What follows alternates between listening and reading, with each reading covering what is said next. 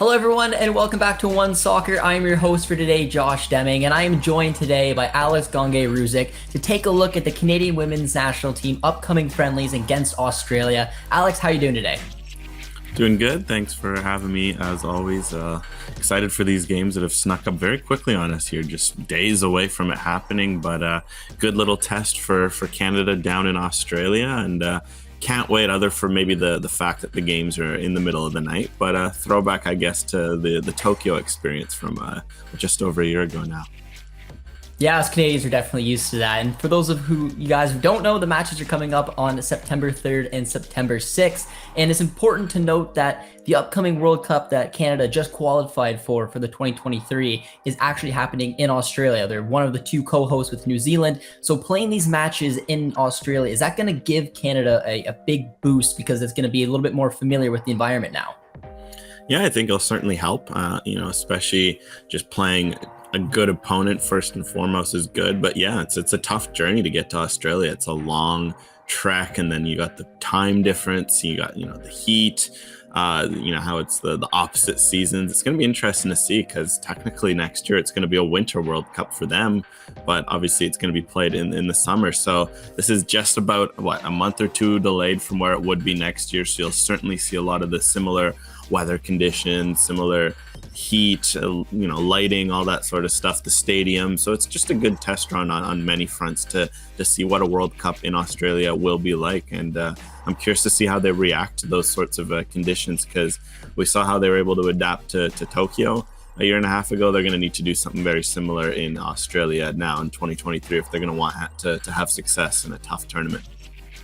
And that's the weird thing that a lot of us don't think about, is that travel and going that much of a distance. On top of that, the huge time difference. It is going to be a huge, I think, opportunity for them just to kind of get a feel for that, because they're going to have an idea of what it's like to go through that type of travel and what their bodies are going to go through. And in my opinion, it's a huge process, and it's like this in a lot of different countries as well. So I think the fact that Canada kind of gets to dip their toes in this environment right now will be pretty massive for them, which kind of begs the question, going into this camp, what is the most important thing Canada will be looking to get out of it? Is it simply just going down there for the environment, or is there another factor that you think is a little bit more important? Yeah, I think this is a great opportunity for growth, because I think you get two friendlies against a very solid team. Australia, you want to win, obviously, these sorts of games, but especially given the whole run of injuries that you've just picked up, the pressure's kind of off you a bit, and it really allows you to do what you should be doing anyways, which is growing and focusing on finding the level you need to be at if you want to really go out and win the World Cup next year. Because again, with Canada, we see there's pieces throughout the roster that are very promising, pieces that are that can play on any good team. With Canada right now, it's just about finding the cohesiveness required to take that next step, because they certainly have the defensive platform to make things happen on their day, but they're still working on tying that together with their offensive platform, shifting tactically to adjust to the growth that we're seeing across the world. So this is a good start for them, because as we saw in the summer, even there's a good baseline for them to start with, but they really need to take that next step forward, I think, tactically and in the attack, most importantly, if they're going to want to compete at the World Cup next summer. So that'll certainly be a priority for them against a good Australia side, one that will defend well. They have Samantha Kerr, who's going to be a problem for Canada to have to deal with. I think this will give a good taste of what they're going to have to face on a regular basis in that sort of tournament. Yeah, and you mentioned the injuries, and it's wild that they're going into this camp without any of their back four, plus some more. I mean, Gillis is out, Buchanan's out, Lawrence is out. The list goes on and on. So when you're looking at this back four and you're seeing the success that it's brought and some massive leaders and big players, Kadisha Buchanan in particular, when they're out, what type of players and maybe what type of opportunities do you think are out there for a player to step up and maybe say, hey, I'm here to battle for one of these places as well?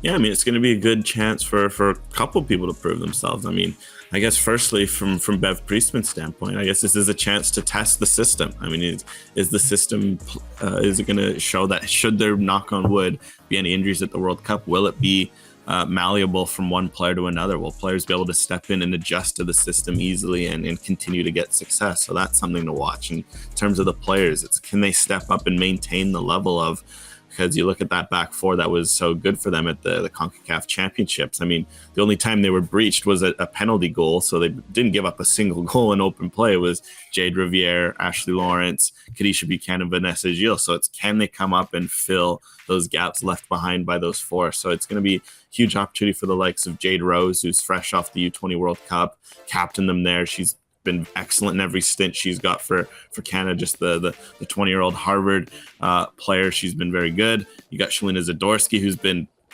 hardly set a foot wrong in her years for Canada, but just with the emergence of Gilles, she's kind of lost her spot. So this is a chance to prove that she maybe deserves some playing time. Otherwise, at fullback, between the likes of Marie Levasseur, Surayaka, Bianca St. George, and you add in Gabby Carl now into this mix late on. There's certainly a lot of options there of players that, even with Riviere and Lawrence, it's going to be tough to beat them, but especially Lawrence, who we know is world class, one of the best at her position. But maybe someone like Riviere, her spot could be in jeopardy if Carl has a very good camp or Bianca St. George has a really good camp. So there's certainly competition to be had across the back four.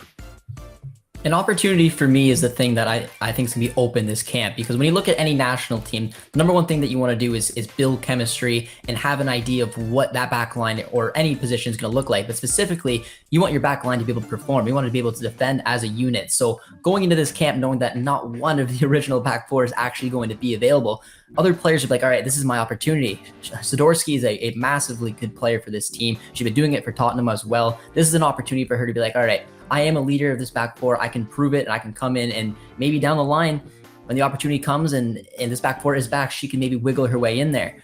But there's also some new faces coming in. So Alex, I'm going to ask you, which player that is a new face are you most excited to see at this camp? Yeah, I think there's a few exciting players, of course. Simi Wujo, for a long-term perspective, seems to be the sort of midfield profile Canada will want to see a lot more of. But for a team that needs goals, Clarissa Laracy is certainly one that stands out right away. Playing at Celtic, she's been just racking up the goals for them. Had double-digit goals last year, is off to a very scorching start this year. Had 5 goals in 3 games at the time of her call-up. Celtic looking to make a run in Champions League as well. So for a Canadian team that's struggling to score goals, part of it is system related, because I think you look at the talent in Canada's front line, there are players who have scored goals. You have the all-time leading goal scorer internationally in Christine Sinclair, of course. You have some players around her who have also proven to be adept at scoring goals. So to add another profile into that mix gives another option for Bev Priestman. So certainly, if given that some of the players there, like, say, we'll touch on one maybe in a second, someone like a Jordan Heinema, who's been solid for Canada, but maybe hasn't necessarily grabbed the opportunity you expect. Having another forward, one in Larissa, who can play anywhere across the front line, importantly, and has good speed, she brings a bit of a different profile. So that could put some of the players already there at risk, given that they haven't necessarily grabbed the opportunities that have been given. And Laracy has to get you excited, because like we talked about, goals were an issue for this national team for a little bit. Sinclair will always provide them, but she's 39 years old. It's going to be time sooner rather than later to find someone who's maybe going to take over for her. And seeing Laracy score already in that incredible start she's had, it's got to be exciting for the opportunity to maybe put her in there and see if she can do it at the international level. But she's going to be going up against a player you just touched on, Jordan Heinema, and the question marks are starting to be there, because she is no doubt a very talented player. She wasn't really able to find consistent minutes at PSG, and she did do pretty well in the Champions League finding goals, but throughout the consistency of a season, she never really found that type of goal scoring form. She moved over to OL, she's joined them up, and kind of a similar start. I believe it's 1 assist, that's all she has so far to show for it. She's played relatively well, but when you're comparing these two for this in particular camp, if Sinclair isn't going to start, or if one of them is going to come off a bench and make a difference, who do you think's got the bigger opportunity to do that? Yeah, it's going to be a big camp for Jordan Heinema. We say that every time, and it's just now that she's been at OL Reign, because at least at PSG, there was some good 3 years. It's your first foray into professional soccer. You join one of the best in the world. Those are the realities of the pro game. You're not going to play every week unless you're earning your spot, and you're going up against, like at her time there, she's going up against Marie-Antoinette Cototo, who is one of the best strikers in the world, if not, top 3 on her day. So that's obviously going to be tough for Heinema. But now she's gone over to OL Reign. This is a chance for her to get her confidence, for her to find some goals. And she's been very good. She's been, her even for Canada over the last year, I think she's actually Canada's leading assist getter in the last year is Jordan Heinema, funnily enough. And now with OL Reign, she's had a couple, chances created, and she's really done well there. But at a certain point, Canada needs someone to step up and score goals, because someone like Christine Sinclair has proven to be a very good setup, player herself. She's someone who can create chances, someone who can provide. Janine Becky is also a very good chance creator. Canada doesn't have a shortage of chance creator. They need finishers. So I think for Heinema, this is going to be a chance to prove, hey, that she can be this player, because if not, someone like Larcy, someone like Chloe Lacasse, you look at Eveline Vien, who's, obviously not called up, but she's been scoring goals if you want to look at that sort of profile. There are players in the pool that are stepping up who are scoring goals. So for Heinema, if she wants to be the focal point number 9, someone who's finishing chances, that's going to be her way into the squad, and she'll need to prove that, even if she isn't scoring at the club level, that she can still score as she used to do in the youth levels. And now looking at the summer that we just had, Canada had a relatively successful summer. I mean, a game against the US it's always up in the air. You always want to get that one over. But all in all, it was a pretty decent summer. What is the number one thing you learned from watching this team play over the summer that they could potentially take into these next couple games? Yeah, for sure. I mean, again, it was a solid tournament. I think what you learned is maybe some players are ready to get a shot. So I think someone like Julia Grosso has certainly made herself, she's announced herself, I think, and certainly deserves to start. I think otherwise it's just mostly tactical for Canada. I think one thing that really showed against the US is something that they're going to need to work on is how they build out of the back, because defensively they were solid. They're always going to be solid. All they gave up was a penalty where it was an off the ball run. Alicia Chapman just gets on the wrong side of Rose Lavelle. The penalty gets called.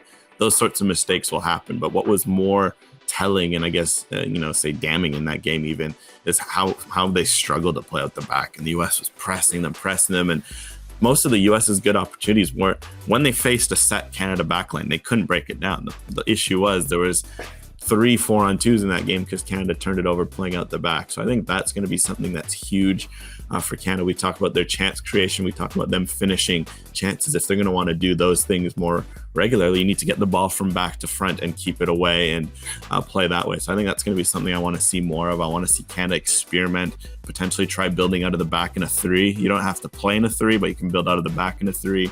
Someone like Gabby Carl could be very huge for this. She's been playing left back and center back, could play a bit of a hybrid left center back / left back role to help them play out the back. Kadisha Buchanan, Shalina Zadorsky, they're all good with the ball at their feet. They just need to find that platform to play out the back, because I think from there, if they can get the ball to their forwards more often, they'll be able to create chances. And then from there, finishing will be down to timing. It'll be down to regularity. It'll be down to reps, etc. I find it interesting that you said the number one thing you want to see is seeing them play out of the back. And now there's an opportunity for 4 fresh faces to come in and show that they can maybe do that and play a little bit differently these upcoming matches. So before we started recording, Alex and I built 2 starting 11s, one that he would like to see. And in all honesty, it's the starting 11 I'd like to see as well. I really like a lot of the pieces he did.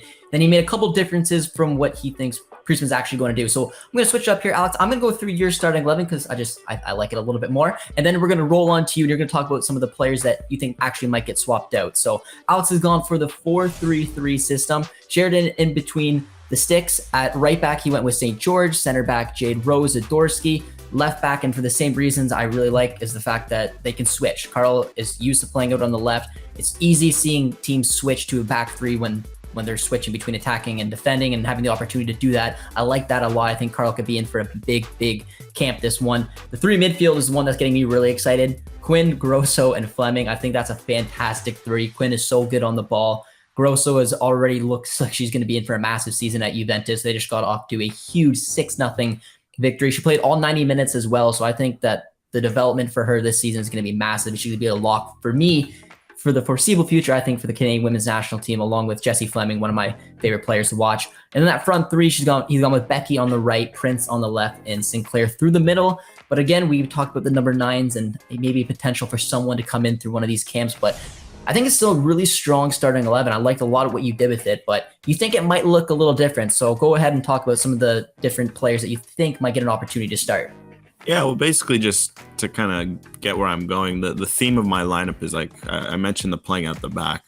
That's why I want to see someone like Gabby Carl, because I think Canada, if they play out the back, that 3 of Rose, Zadorsky, Carl. Zadorsky's excellent with the ball at her feet. Carl can play that role. I want it to switch to a 3-5-2 in possession. I want Bianca St. George, who's been playing as a wingback for Chicago and has been excellent every time I've watched her, the way she flies up the pitch. She could push up onto the right. Someone like Janine Becky, who can play wingback, will drop in on the left.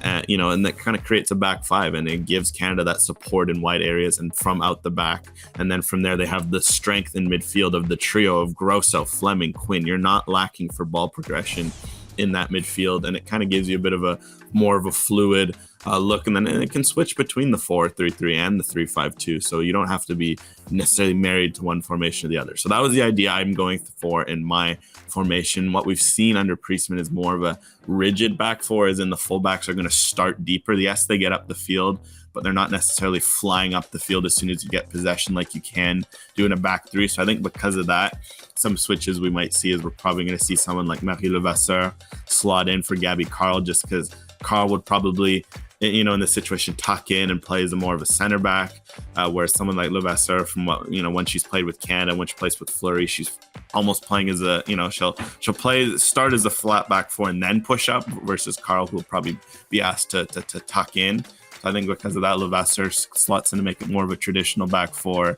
On the other side, Surieka could start. I still think Bianca St. George sticks in. Otherwise, the only change I probably see from there is Desiree Scott goes in the midfield just to give them a bit of an anchor, something to solidify the defense and keep that shape, which I don't necessarily disagree with, because I think Scott, she can provide a good anchor role, and she will provide you solidity.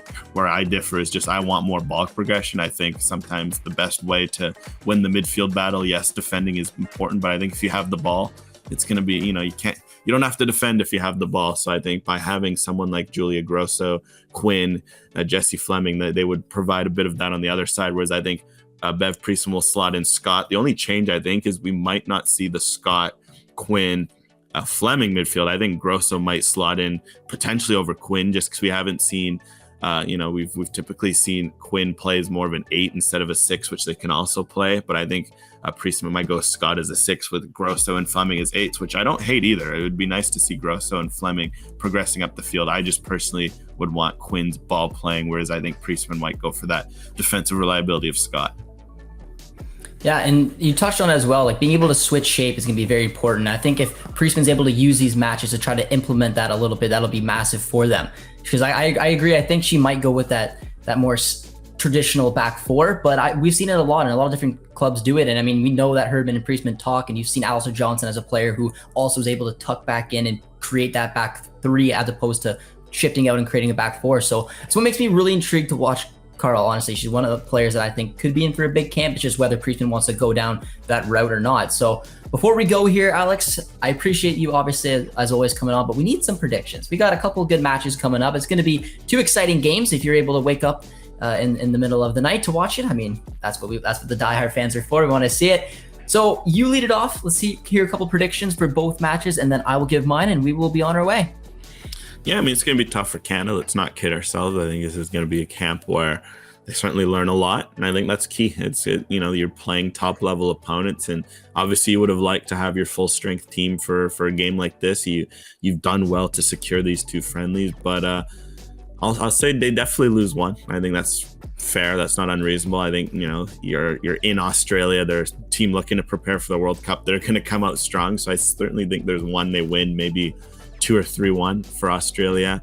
But then for Canada, I think they're going to draw the other. I think it's going to be a bit tough to win just because you've got such a new backline. You've got all the new faces.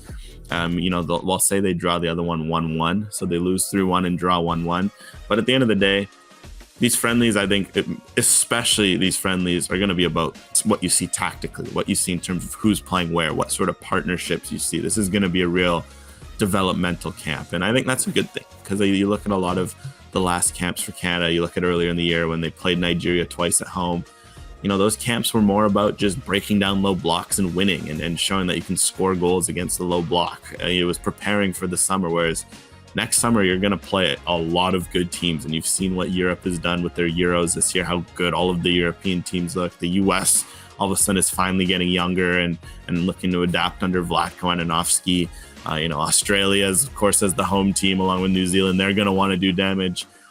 some African teams, some South American teams are also stepping up and lurking. It's going to be a tough tournament. So for Canada, they're going to need to adapt tactically. They're going to need to become flexible. And hopefully this camp, even if they lose both games, that's going to be what I'm hoping to see. And I guess we'll see if that happens or not. Yeah, I mean, they are friendlies. That's the number one thing, is you want to learn something. And we talked about what we thought that we learned this summer from them. And I want to see them implement that a little bit. And it might mean that they put themselves in some vulnerable situations and a little bit of a learning system will happen. Because I agree. I was going to say they were going to win one and lose one. I was being a little bit more positive. I felt like they were going to maybe go into that first game and they're going to try a few things and see kind of what happens. We talked about maybe switching and going into that back three, leaving them a little bit open, trying to learn a little bit as well. And I'm going to say a 1-0 loss for the first one. But then I think they're going to bounce back and maybe just after testing some things out, maybe going back to just how Priestman likes to play. I think it'll be interesting regardless, but I'm going to go with 1-1, similar to what we've seen before in a lot of these back-to-back friendlies. You usually see one of the countries win one and the other one. So I'm going to go 1-0 loss followed by a 3-1 win. And yeah, it's going to be a lot of exciting. You guys can catch the games as always over on One Soccer. So Alex, as always, we really appreciate you coming on. Hopefully we'll be able to learn a lot from this upcoming camp. Appreciate you guys all tuning in. Be sure to drop a like, drop a sub as always, subscribe to One Soccer for all the best Canadian soccer coverage, and we'll talk to you soon. Bye, friends.